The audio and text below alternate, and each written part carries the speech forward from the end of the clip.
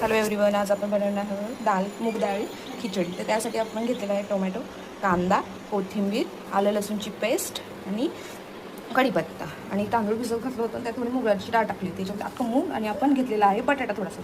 तर आता आपण टाकून देणार आहोत तेल गरम करून त्याच्यात मोहरी आणि जिरं. त्यानंतर आपण टाकणार आहोत कढीपत्ता. कढीपत्ता जरा तडतडायला लागला की त्याच्यात आपण टाकणार कांदा.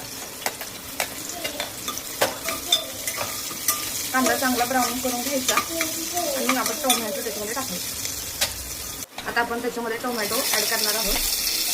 टोमॅटो ॲड केलं लगेचच आलं लसूण पेस्ट त्याच्यामध्ये टाकून घ्यायची आपण आणि ते चांगलं परतून घ्यायचं. टोमॅटो चांगलं परतले. आता आपण त्यात मूग आणि बटाटा टाकून घेणार आहोत. चांगलं परतून घेणार आहे. आता हळद टाकून चांगलं आपण परतून घेणार आहोत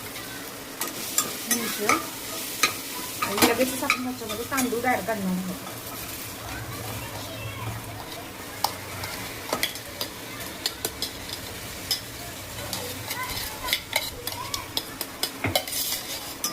चांगलं हलवून घ्यायचं चांगलं आपण.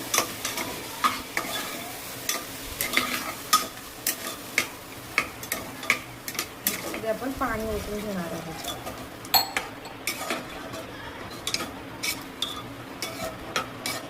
गरजेनुसार पाणी टाकायचं.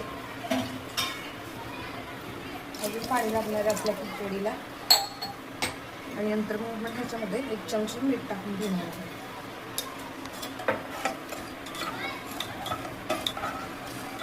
चांगलं हलवून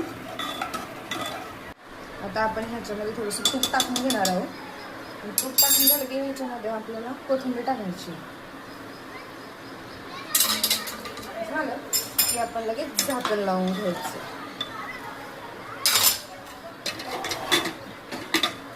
आणि ह्याच्या 3 ते 4 शिट्ट्या काढून घ्यायच्या. गरमागरम आपली खिचडी तयार झालेली आहे. सर्वांना माझी रेसिपी कशी वाटली कमेंट करून सांगा.